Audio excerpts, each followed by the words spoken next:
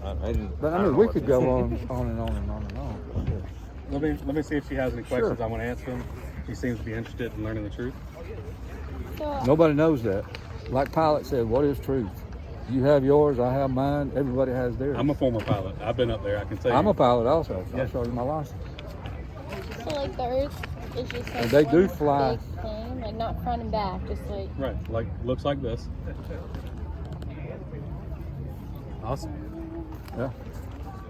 So I know that they do fly. So the Earth is surrounded by a wall. Think of the Earth as a lake and the continents as islands in a lake. And then the shoreline is Antarctica, which surrounds the lake, which we call Earth. But this part here goes on forever. You're not allowed to go out there and explore. The Antarctic Treaty in 1961 says no one can travel below the 60th south parallel. So even if we wanted to go check it out and look for the edge, you're not allowed to. I wonder why. So if it's like how the sun goes down and up. So what happens is, this here is the Tropic of Capricorn. What happens is in the wintertime, the sun rotates around the Tropic of Capricorn, and then you have the Tropic of Cancer, and the sun rotates around here, and it travels back and forth between here. But the sun's not 93 million miles away like they tell us. It's actually much closer. And that's why it doesn't light up the entire Earth at one time. And it just travels around this path and creates the seasons as it moves back and forth between the two tropics. Makes sense. I got a question. Yeah. So you know how you said the Earth's flat? Mm-hmm. So then how does so if the Earth's flat, then how does it move? The Earth's not moving, it's stationary. Let me ask you this. So this is what they're teaching in school right now. Let's pretend this is the sun and this is the Earth. All right, my knuckles right here is noon because it's facing the Earth, correct? Now the Earth rotates once every 24 hours. So in 24 hours, it's back to this position. But at the same time, it's traveling around the sun, which is spinning. And it travels once around the sun once every 365 days. That's what we're taught. But if the Earth maintains a constant speed and spinning, in 180 days, the Earth is now on the other side of the planet. Noon, still my knuckles, because remember this never stops change speed. How is it daylight at noon if the sun's here and noon is facing off over there? Can't be. And these are the things we're taught in school that are just complete lies. That, you know, they say there's science behind it and things like that. What is under? There's never been any studies. We don't know. We've tried drilling down. We got down to 8 miles. The deepest point on Earth is Mariana Trench, 7.5 miles. Nothing is below. We don't know. The Russians, they drilled borehole. I forget what the number was. They said they hit a barrier and they can't get any farther. So nobody been find that wall around? Right, so we're not allowed to go down there. They say it's a military free zone and stuff like that. But the last I checked online, I looked at the ship's records. There's over 162 military ships down there right now from countries all over the globe. There's, well, not the globe, but the world. See, I'm still slightly indoctrinated myself. But we have over 200 proofs the Earth is not a globe. It can't be a globe. We could see way too far. Water is always level. No matter how you bend this, the surface of water is always level. If the Earth is 70% water, find me the spot on Earth where it starts bending. There can be the gravity. Well, Give But the it water. says right here, Gravity isn't real. Gravity isn't real. It's never been proven. And when people start talking about gravity, they give one theory and they'll start talking about, Einsteinian gravity. And I'm like, well, what's your reference as Newtonian gravity? Like, oh, I didn't know there was different types of gravity. Well, and if gravity is real, then how come different parts of the Earth, there isn't gravity? Gravity is less, much less. Like in Hudson Bay, Canada, you can go up there and gravity is much, much lower. Why is different parts of the Earth, Sri Lanka, Peru, places all over the world, gravity is, it's not real, it's much lower. It's all about density. The reason why it's measuring different is because the atmosphere, density and buoyancy in the atmosphere is thinner there. So the gravity, or the buoyancy and the density work different.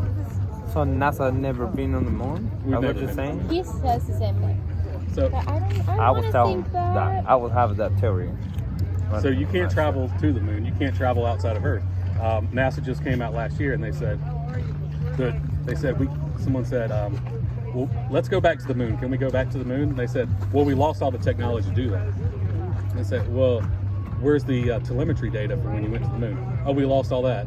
And see, people did their research and said, well, there's 13,000 pages of telemetry data. You lost it all? And they said, well, yes, we've lost all of it. They said, okay, so you can go to the moon using the technology from half the size of the Game Boy, but now with modern computers, you can't.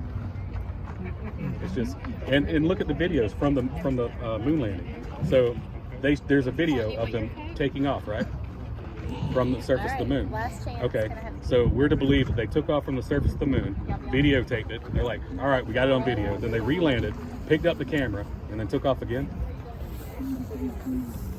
True. I saw the video before. And when they first, Neil Armstrong stepped out of the pod, or whatever you want to call it, the lunar module, and stepped onto the surface of the moon, there's a camera there filming it, right? If he's the first person to ever step foot on the moon, how'd the camera get it? Yeah. From the satellite. The satellites aren't real. Satellites aren't what we were taught. Just like in Michigan 2 weeks ago, a satellite crashed in a person's yard, and all it was a balloon. It was the Samsung Space Selfie satellite. This satellite they sent up to space, well, it's attached to this 80-foot wide balloon, and it goes up in the air and stays there. And it could stay there for a long time, these big balloons. That's why NASA owns 90% of all the world's helium, because they're sending up balloons. They're not sending up satellites into space. It's like they say you can see the International Space Station traveling across the sky, and it's 250 miles in the air.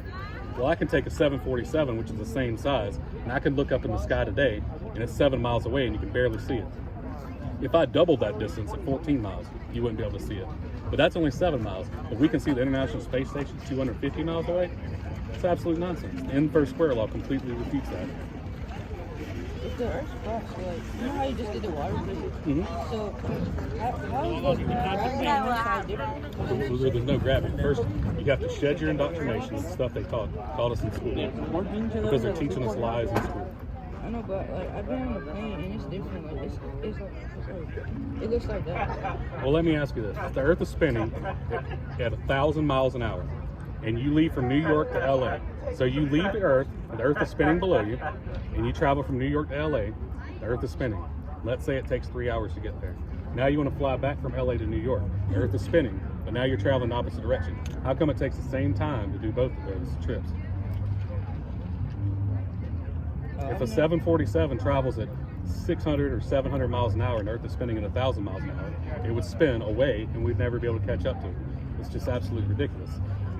The nose of a plane would have to tip down, miles every 5 minutes, because if the Earth is curved like this and we're flying over it, if we never dip the nose of the plane down, all of a sudden, after a few thousand, all miles we need of traveling, is the right speed.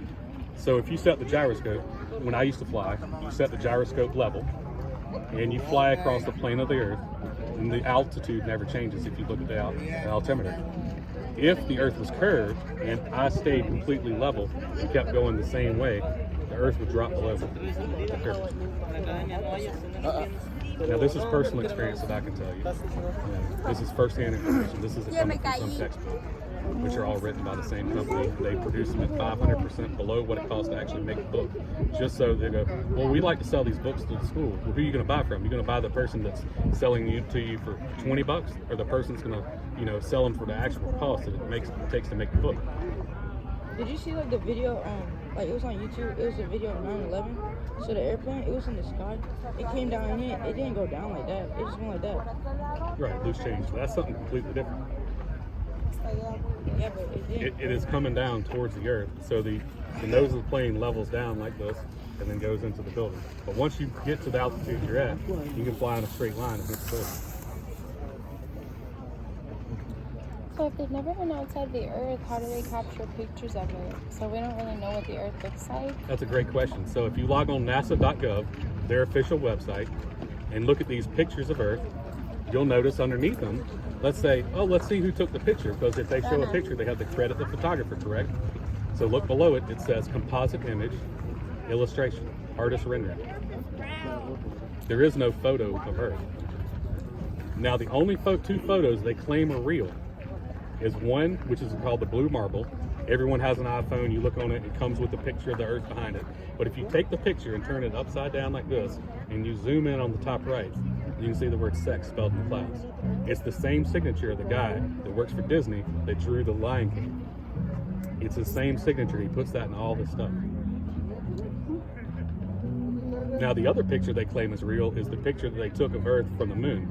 Now, tonight when I go outside and I look at the moon in the sky, it is 1/10 the size of Earth, supposedly. So if you look up in the sky and you see the moon in the sky, look at how big the moon is.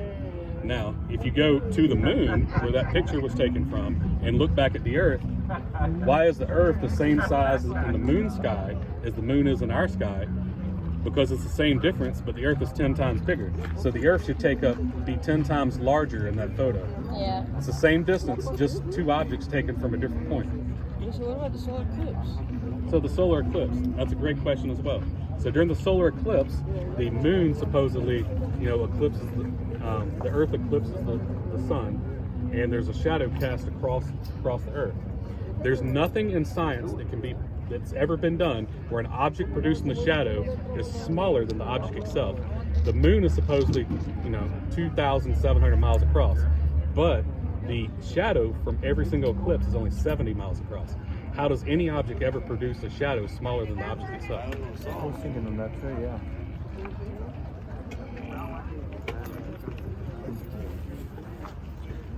Man, hard to tell. Yeah, I saw a video on the internet that they point a laser on the top of the water and it can going straight. It never goes down. The water is still the same level. And we have pictures and we have photos from hundreds of miles away. The Earth curves supposedly at 8 inches per mile squared. How can I take a picture from one object to another from 426 kilometers away? That'd be impossible. It'd be behind hundreds of thousands of feet of curvature. It depends on like your light of the sun. Maybe on the solar eclipse, the sun gets like more light, and then cause like let's say my phone and so gets whole. If I do it, like it'll get Right. Well, what's producing the whole? I can understand if we do that, but let's just use the three objects that are doing it: the sun, the moon, and the Earth. You have a light source. You have the moon that's blocking the light, and then which amazingly the moon blocks the entire thing perfectly because apparently they're the same size. What are the odds of that? It goes across it. I mean, come on, let's be real.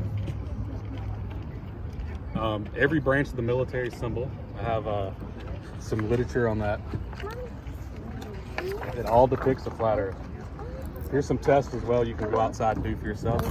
Show you that the Earth is flat. Thank you. And here's the symbols for the branches of the military from around the world. And every one of them is represented by a flat Earth. That's true. Where I come from Mexico, you can stay on the top of the mountain. I mean, it's not that higher. I'm talking about like maybe 150 feet. When it's really, really clear day, no clouds, no nothing, the water from where I live to the Mexican Gulf is about 3,000 miles, and I still can see the water when it shines. So that's another thing which make me think a lot. Yeah, and you can see Chicago from 52 miles away, the entire city, clearly. It should be behind 1,800 feet of curvature. Yeah, it just sometimes it just don't level all the earth, but I mean some kind of high space. Right? We have mountains and valleys and stuff like that, but overall the Earth is a plane, not a globe. If we took everything, I mean, it's gonna be a flat surface. And the moon's not what we think it is either. If you take the moon produces cold light, the sun produces warm light. Yeah. And what we're taught in school, so like they say this is the Earth and it's tilted at a 33-degree angle. When it's tilted like this and we live up here and we're 3 million miles farther away from the sun than when we're like this, which season do you think this is when we're farther away? We're farther away from the sun. Winter? Right, that's what we think it is, but it's summer. So how is it when we get farther from the sun, it's hotter? Because we get more sun. Okay, so if you get more sun, so in that model, the farther away from the sun you are, it produces more heat. So in the morning, when the sun rises, and it's at that level, that angle, that should be the hottest part of the day. But when it's straight up and down in the sky, that's the hottest part of the day.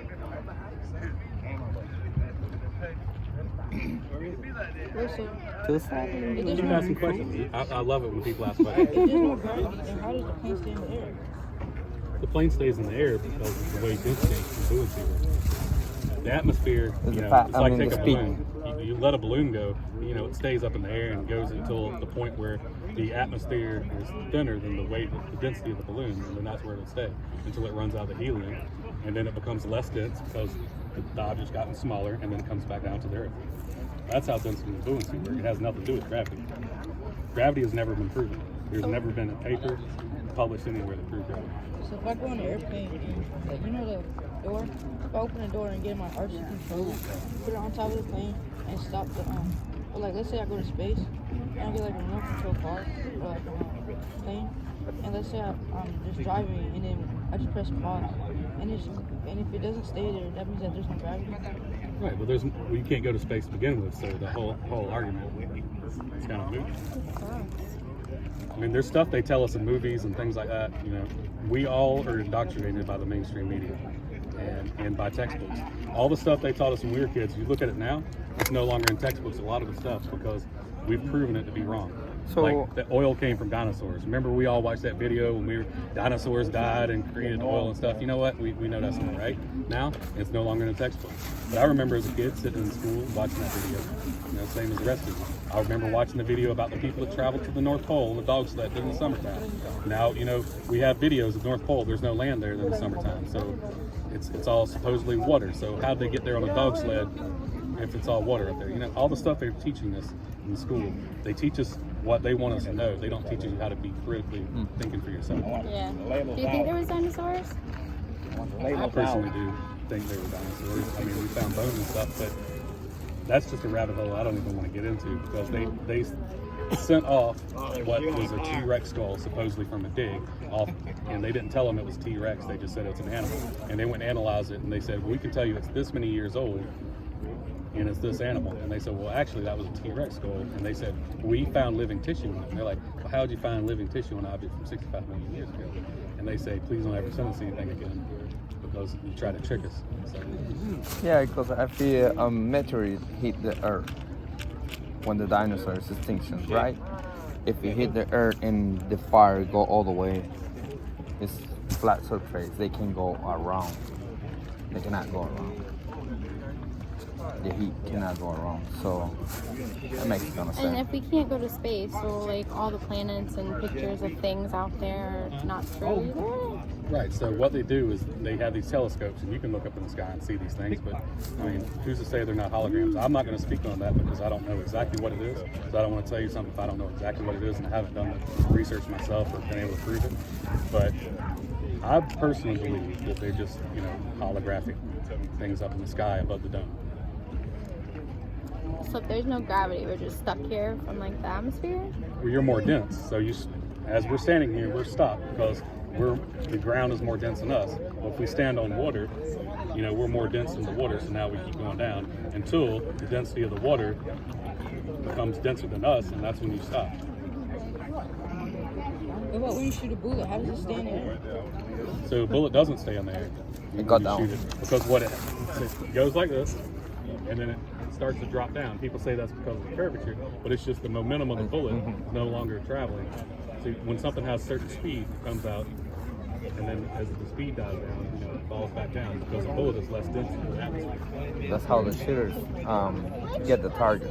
They have to go up to get the target low. What about Depends on the distance. Missiles, they fly. All the missiles, the people that train and shoot missiles and stuff like that, all the information they're given is calculated based on a flat Earth, not around Earth. I even think there's something in the Bible that talks about like the plane. Something is like, Yeah, it's Isaiah 11:12. let me write that down. I'm gonna go read it. Wait. Do you have any more questions? Feel free to keep asking. We have this. It has 200 proofs on it. You can go on that site and look at it. And you don't know nothing. You have nothing to lose by it. I mean, look at it. You said 8:12? Isaiah 8. 11:12. So look at this. We could see China. Because of the density of the atmosphere, it's like if you take a plane of glass and you look through a window. You know, you can see outside, but if you take another plane of glass, another plane of glass, another plane of glass, eventually you can't see through them all because the opaqueness. You know, nothing's really clear. So that's why you can't see China from where we're at, because the density of the atmosphere prevents you from seeing. That's why only on clear days you can see farther than you can on days that aren't clear. Like, because the small dust in the air and everything, whatever it is. Thank you so much for sharing. Thank you for stopping by. This has been interesting. Really interesting. And I don't know if you saw this down here. NASA's getting $54 million back of our taxpayer money to promote hoaxes like the Challenger explosion, which we have photos of every astronaut with new identities walking around the Earth today. It was all a lie.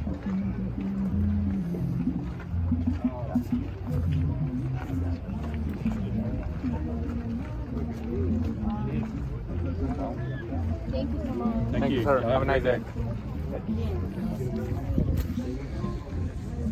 You know, listen.